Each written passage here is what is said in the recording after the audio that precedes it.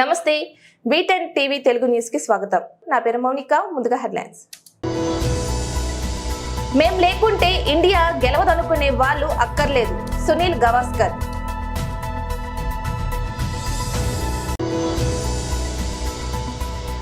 హైదరాబాద్ మరో 10 ఏళ్లు ఉమ్మడి రాజధానిగా ఉంచాలి. ఏపీ హైకోర్టులో పీల్. కొడుకు స్పీచ్ ముఖేష్ అంబానీ కన్నీళ్లు. Video viral. రిలయన్స్ ఇండస్ట్రీస్ అధినేత ప్రపంచ కుబేరులలో ఒకరైన ముఖేష్ అంబానీ చిన్న కుమారుడు ఆనంద్ అంబానీ రాధిక మర్చెంట్ల వివాహం త్వరలో జరగనుంది. ప్రీ వెడ్డింగ్ వేడుకలలో అనేక మంది అతిథుల సమక్షంలో పెళ్లి కొడుకు అనంత్ అంబానీ ప్రసంగించారు. తల్లిదండ్రులు ముఖేష్ అంబానీ నీతా అంబానీలకు కృతజ్ఞతలు తెలుపుతున్నప్పుడు ముఖేష్ అంబానీ భావోద్వేగానికి గురయ్యారు. కన్నీళ్లను ఆపుకోలేకపోయాడు. ఆనంద్ అంబానీ చేసిన భావోద్వేగ ప్రసంగనలో ముఖ్యంగా తాను అనారోగ్య సమస్యలతో పోరాడుతున్నప్పుడు తన తల్లిదండ్రులు అందించిన సపోర్ట్ గురించి అనంత్ అంబానీ చెబుతుండగా ముఖేష్ కళ్ళల్లో నీళ్లు తిరిగాయి. సోషల్ మీడియాలో ఈ వీడియో వైరల్ గా మారింది. Thank you for welcoming me into your family with open arms. I am extremely thankful and grateful for having the patience for the last 7 years. Finally the day is coming. And thank you, Aman. Thank you. I would like to take blessings from my grandmom, Kokila Mummy. So, as my mom, I think my mom said it, but Kokila Mummy comes from Jamnagar. And Kokila Mummy has been a big inspiration. My grandmother has been a big inspiration to me. I always take motivation. My grandfather, wherever he is, he'll be blessing me. My Nani has taught me how to be religious. She's a Nagar Brahmin. Very proudly, she tells me that I'm a Nagar Brahmin. So she teaches me everything about I've stayed mostly with my Nani when I was young. So she taught me everything. And I have Radhika's Nani here. Radhika's Nana is blessing us from top. My Nana is also blessing us from top. I'm sure they'll all be extremely happy. And over the next 2 days, you're going to see a small part of Vantara, I think tomorrow and day after. I hope it's as magical for all of you as it is for us. Vantara has been my passion for we started the first rescue center, I think, in 2008 when I was, 10, 12 years old. And it's been only possible because of my parents and my family's support. My mother and my father have always supported me and always taught me to serve.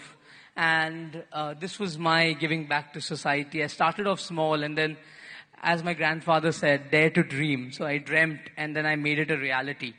So today tomorrow you'll see I don't want to talk much about it. I want you all to experience it. And thank you. I know that we've already prolonged the show time, so I don't want to talk more. I'm going to make my better half speak on my behalf. Cricket అనేది team మొత్తం సమిష్టిగా ఆడే ఆట అని ఏ ఒక్కరిపైన ఆధారపడదని team India మాజీ captain Sunil Gavaskar తెలిపారు. నా వల్లే జట్టు గెలుస్తోందని, నేను లేకుంటే జట్టు లేదని భావించే వాళ్ళు టీమిండియాకు అక్కర్లేదని ఆయన స్పష్టం చేశారు. 3 ఏళ్ల క్రితం జరిగిన ఆస్ట్రేలియా సిరీస్, తాజాగా సొంతగడ్డపై జరిగిన ఇంగ్లాండ్ టెస్ట్ సిరీస్ ఇదే విషయం చెబుతున్నాయని గవాస్కర్ అభిప్రాయపడ్డారు. సీనియర్ ఆటగాళ్లు లేకున్నా ఇంగ్లాండ్తో జరిగిన టెస్ట్ సిరీస్ లో భారత జట్టు విజయం సాధించడంపై ఆయన సంతోషం వ్యక్తం చేశారు. కొత్త కుర్రాళ్లకు అద్భుతంగా రాణించారని మెచ్చుకున్నారు. ఈ క్రెడిట్ మొత్తం భారత జట్టు captain Rohit Sharma, head coach Rahul Dravid కు చెందుతుందని తెలిపారు. కాగా ఇంగ్లాండ్ టెస్ట్ సిరీస్ తో 4 కుర్రాళ్లు అంతర్జాతీయ టెస్ట్ క్రికెట్లలో అరంగేట్రం చేసిన విషయం తెలిసిందే. అరంగేట్రం మ్యాచ్ లోని డబుల్ సెంచరీతో రికార్డులు సృష్టించిన యశస్వి జైస్వాల్ తో పాటు ఆకాష్ దీప్, ధ్రువ జురేల్, సర్ఫరాజ్ ఖాన్లకు ఈ సిరీస్ లో చోటు దక్కిందని వివరించారు.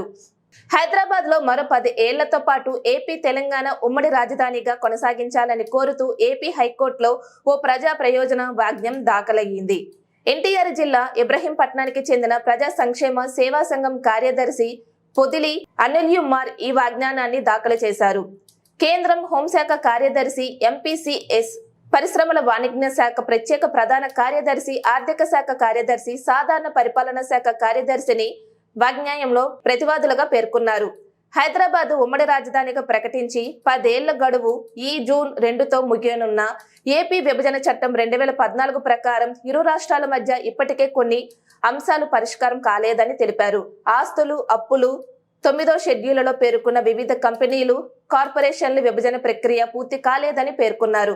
కాబట్టి 2034 జూన్ 2 వరకు ఉమ్మడి రాజధానిగా హైదరాబాద్ ఉంచాలని కేంద్రాన్ని కోరుతూ చర్యలు తీసుకునేలా ఏపీసీఎస్ ఆదేశించాలని అన్నారు. విభజన చట్టం నిబంధనలు కేంద్రం హోంశాఖ అమలు చేయలేకపోవడాన్ని రాజ్యాంగ చట్టవిరుద్ధమైన చర్యగా ప్రకటించాలని తెలిపారు.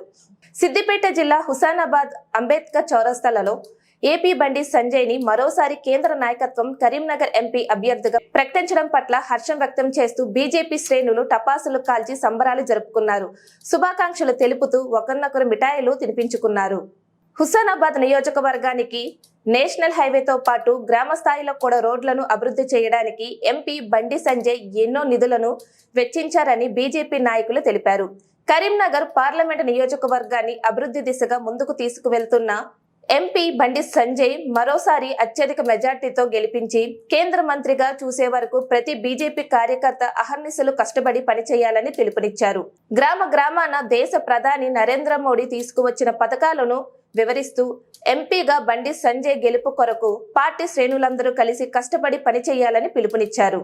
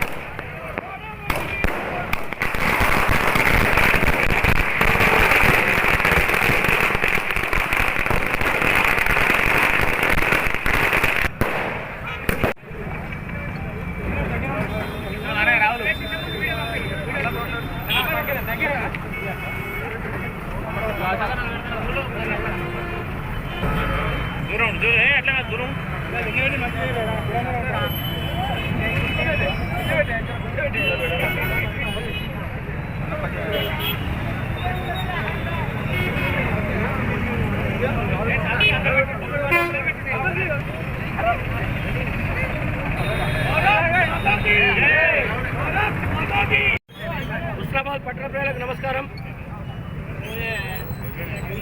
ఈరోజు భారతీయ జనతా పార్టీ జాతీయ నాయకత్వం రాబోయే పార్లమెంట్ ఎన్నికలకు గాను అభ్యర్థులను ప్రకటించడం జరిగింది. ముచ్చటగా మూడోసారి గౌరవ భారత ప్రధాని నరేంద్ర మోడీ గారు తిరిగి 400 సీట్లు కైవసం చేసుకొని దేశంలో మూడోసారి అధికారంలో రాబోతా ఉన్నారు. అందులో భాగంగానే మన స్థానిక పార్లమెంటు సభ్యులు పెద్దలు భారతీయ జనతా పార్టీ జాతీయ ప్రధాన కార్యదర్శి బండి సంజయ్ కుమార్ గారు కూడా తెలంగాణలోని 8 మంది సభ్యుల జాబితాలో తొలి అవకాశం కల్పించడం చాలా సంతోషదాయకం. ఈ సందర్భంగా పార్టీ శ్రేణులందరికీ కూడా విజ్ఞప్తి చేస్తూ ఉన్నాం, ప్రజలందరూ కూడా విజ్ఞప్తి చేస్తూ ఉన్నాం. దేశంలో సుభిక్షమైన అభివృద్ధి పరిపాలన జరగాలంటే అది భారతీయ జనతా పార్టీకే సాధ్యం. ఎన్నో క్లిష్ట సమస్యలను ఎన్నోటువంటి చాలా విషయాల్లో భారతదేశం ముందడుగు వెళ్ళి ఇవాళ కరోనా తర్వాత ప్రపంచమంతా అతలాకుతలమైనప్పటికీ భారతదేశాన్ని అత్యద్భుతంగా నడిపిస్తున్నటువంటి మోడీ గారి నాయకత్వానికి మరొకసారి దేశ ప్రజలంతా కూడా మద్దతు ఇవ్వాలని కోరుతా ఉన్నాం.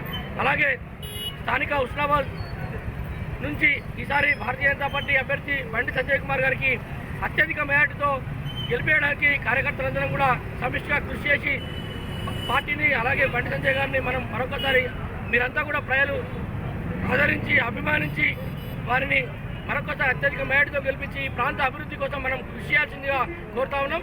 అలాగే గత వారు పార్లమెంటు సభ్యులైన తర్వాత మనం ఏదైతే ఇక్కడ నిలబడ్డామో ఎలుగతుర్తి నుంచి రామాంపేట వరకు ఏదైతే సిద్దిపేట రోడ్డు 560 కోట్లతో తీసుకురావడం జరిగింది. అలాగే హుస్నాబాద్ పట్టణంలోని ఆరపల్లి చౌరస్తా నుంచి నవాపేట కూడా 18 కోట్ల రూపాయలతో మనకు డబుల్ రోడ్ రావడం జరిగింది. అలాగే అంతకుపేట నుండి కొత్తకొండ కూడా మన సిఆర్ఐఎఫ్ నిధుల కింద ఇవ్వడం జరిగింది. చాలా నిధులను హుస్నాబాద్ మండలానికి హుస్నాబాద్ నియోజకవర్గానికి వారు వెచ్చిస్తూ ఉన్నారు. తప్పకుండా వారికి హుస్నాబాద్ ప్రజల ఆశీర్వాదం అందజేసి వారిని మరొకసారి ఎంపీగా గెలిపించి కేంద్ర మంత్రి అయ్యేందుకు మన హుస్నాబాద్ నుంచి అత్యధిక మెజార్టీ రావాలని చెప్పి కోరుతా ఉన్నాను. ఈరోజు మన ప్రీతమ నాయకుడు బండి సంజయ్ గారికి డిక్లేర్ చేయడంలో నరేంద్ర మోడీ గారికి ప్రత్యేక కృతజ్ఞతలు తెలుపుకుంటూ ఇవాళ భారతదేశం ఒక 10 సంవత్సరాల క్రితం ఏ పరిస్థితులు ఉండే ఇవాళ ఈ పరిస్థితులను ప్రజలందరూ గమనిస్తూ ఉన్నారు. ఇవాళ భారత్ ఏం చెప్తే అది మనం చేయాల్సిందే పరిస్థితి వచ్చిందని అని చెప్పి ప్రపంచ దేశాలు అనుకునే పరిస్థితులు ఉన్నాయి. ఏదైతే చెప్తాడో అదే చేస్తాడు అనే నమ్మకం అనేది ప్రపంచ దేశాలలోనే ఉన్నాయి.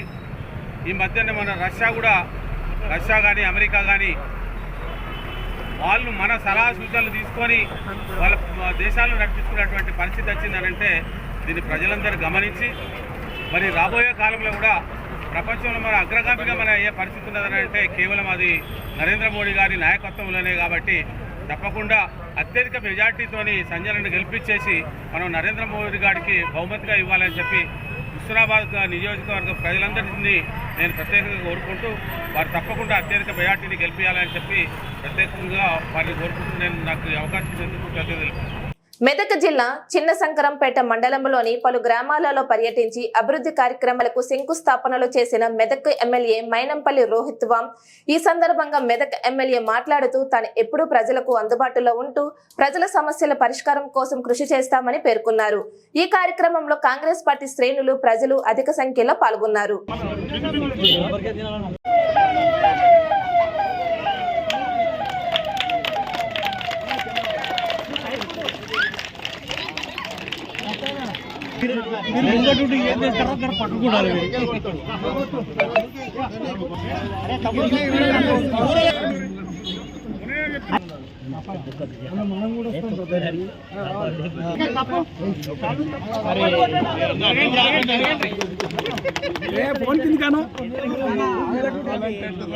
ఇటు చూడు అన్న, ఇటు చూడు అన్న, ఇటు ఒక్కసారి చూడు. చెప్పన్న చెప్పు అంబోజ్ పెట్టుంది.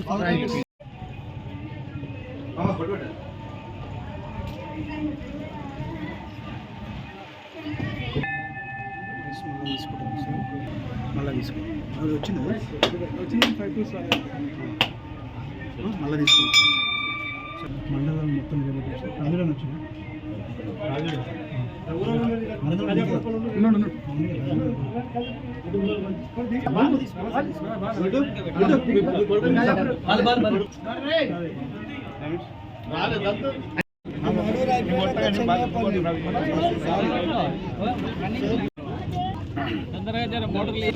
ఇవాళ మరి శంకరంపేట్ మండలంలో మరి పలు అభివృద్ధి కార్యక్రమాలు బ్రహ్మాండంగా ప్రారంభించుకుంటా ఉన్నాం. కాబట్టి ఇదే కాదు, ఇంకా కూడా భవిష్యత్తులో ఇంకా అభివృద్ధి ఇంకా సేవ చేసుకుంటూ మరి ముందుకు పోతాం. మీ అందరు ప్రజల ఆశీర్వాదాలు కూడా ఎల్లప్పుడూ కూడా మా వెంబడి ఉండాలని చెప్పి కోరుకుంటూ ఆ భగవంతుడిని కూడా మరి బ్రహ్మాండంగా మా మెదక్ నియోజకవర్గం అదేవిధంగా మా శంకరంపేట మండలం అన్ని మండలాలు కూడా బ్రహ్మాండంగా అభివృద్ధి చెందాలని చెప్పి కోరుకుంటూ ధన్యవాదాలు. మేడ్చల్ జిల్లా బీఆర్ఎస్ మాజీ మంత్రి మేడ్చల్ ఎమ్మెల్యే మల్లారెడ్డికి అధికారులు బిగ్ షాక్ ఇచ్చారు. గుడ్డం పోచంపల్లి మున్సిపాలిటీ పరిధిలో హెచ్ఎండిఏ లేఅవుట్లలో 2500 గజాల స్థలం ఆక్రమించి ఆయన కాలేజీ కోసం మల్లారెడ్డి రోడ్లు వేసుకున్నట్లుగా తీవ్ర ఆరోపణలు ఉన్నాయి.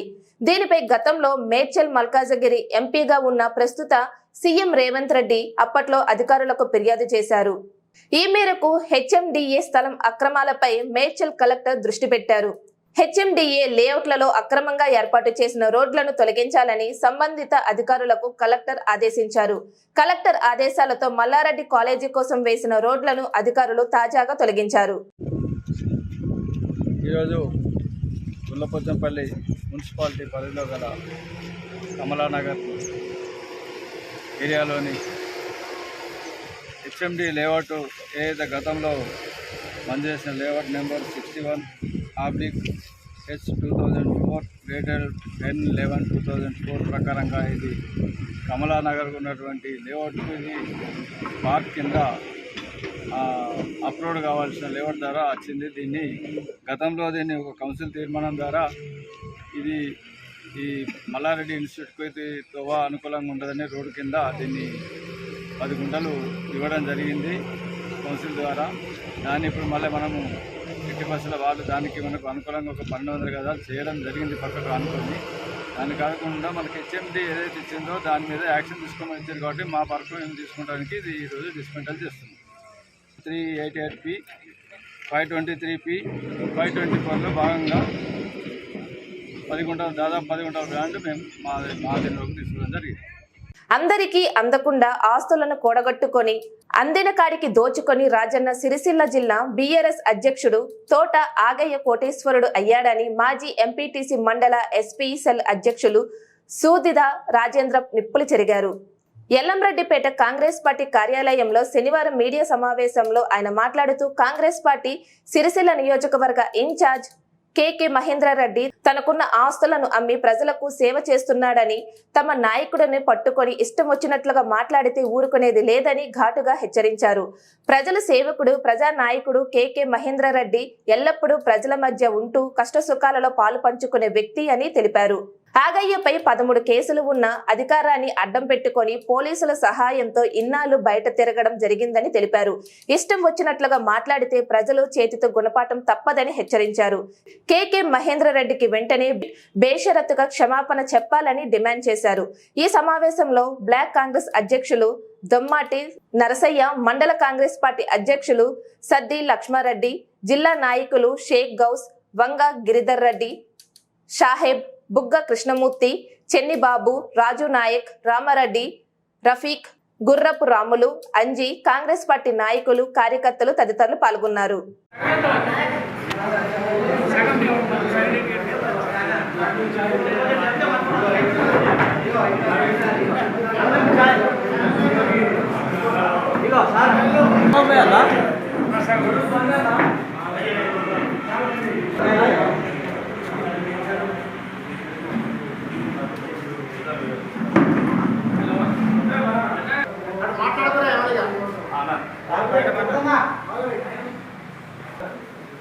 సిరిసిల్లలో టీఆర్ఎస్ మీటింగ్లో జిల్లా అధ్యక్షుడు మరి తోటాగయ్య గారు మరి మా ఇన్ఛార్జ్ అయినటువంటి కేకే మహేంద్రన్న మీద లేనిపోని ఆరోపణలు చేసుకుంటూ మరి నిజంగా నువ్వు రైతుల కోసం కొట్లాడినవా, మరి బీడీ కార్మికుల కోసం కొట్లాడినవా అని చెప్పేసి ఇవాళ తోటాగయ్య చెప్తుంటూ మరి నిజంగా కూడా ఆయన నిజంగా ప్రజలు ఆశీర్వదించలేరు. నిజంగా కేకే మహేంద్రన్న ఓడిపోయినప్పటికీ కూడా 4 సార్లు ఓడిపోయినప్పటికీ, 5 సార్లు ఓడిపోయినప్పటికీ కూడా మరి నిజంగా ప్రజల పక్షాన ఉంటూ ఆయనకున్న యావదాస్తులు అమ్ముకుంటూ ఇలా ప్రజల కోసం ఇదే కాన్షియస్ని పట్టుకొని ఇలా తిరుగుతుంటూ గెలుపుకోవటం అనేది ప్రతి ఒక్కరికి సహజం. ఓడుడు గెలుచుడు అనేది పక్కన పెట్టుకుంటే మరి ఇప్పుడు కాంగ్రెస్ గవర్నమెంట్ వచ్చిన తర్వాత ఇలా 10 కోట్ల రూపాయల నిధులు తీసుకొచ్చి మరి కాన్స్టిట్యున్సీ అభివృద్ధి కోసం మరి అలా అన్ని దగ్గరలో కూడా ఇలా శంకుస్థాపనలు కానీ చేస్తూ ఉన్నాం.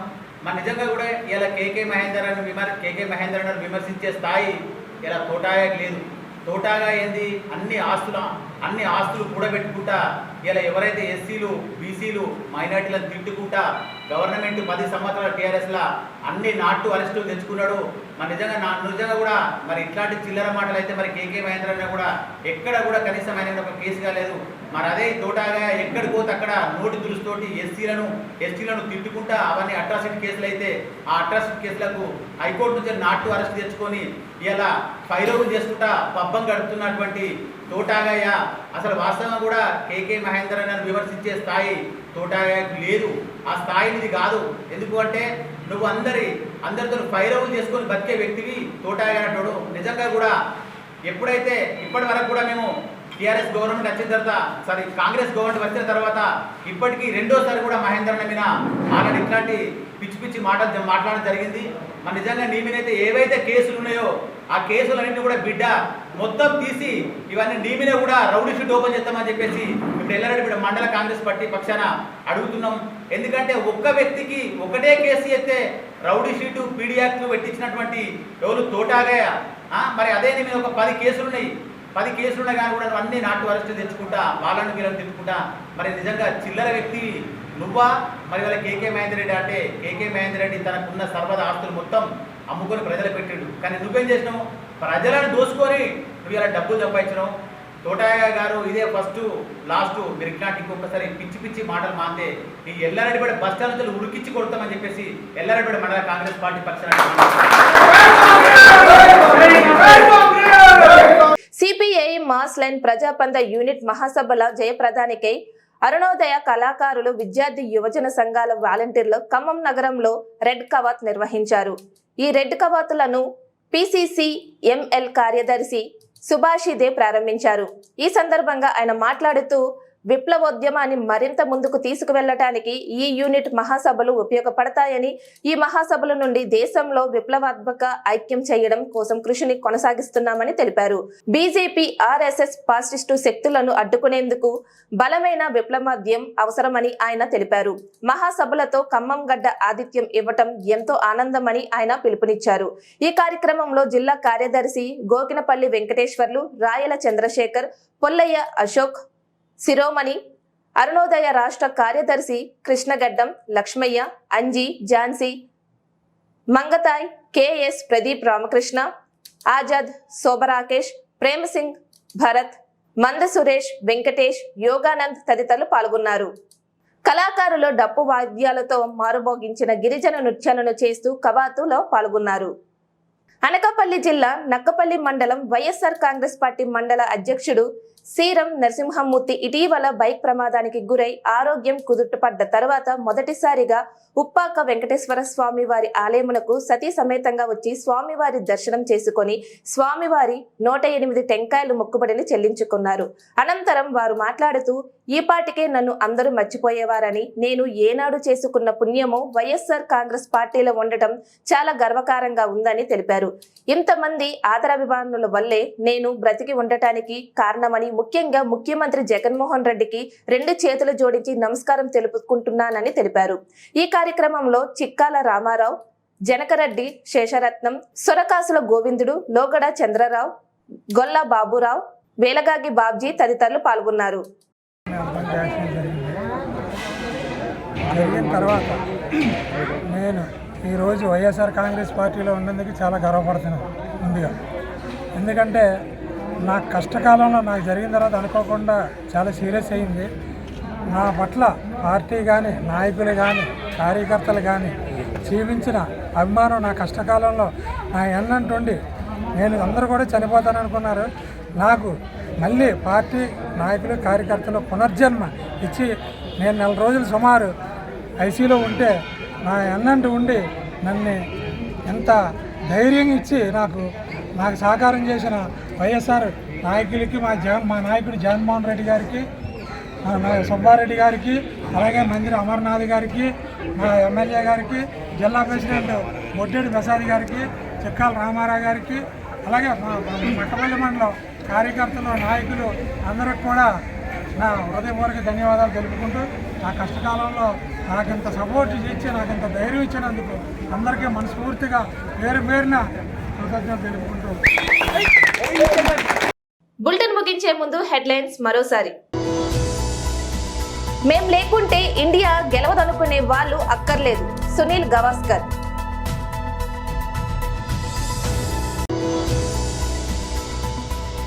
హైదరాబాద్ మరో 10 ఏళ్లు ఉమ్మడి రాజధానిగా ఉంచాలి, ఏపీ హైకోర్టులో పీల్.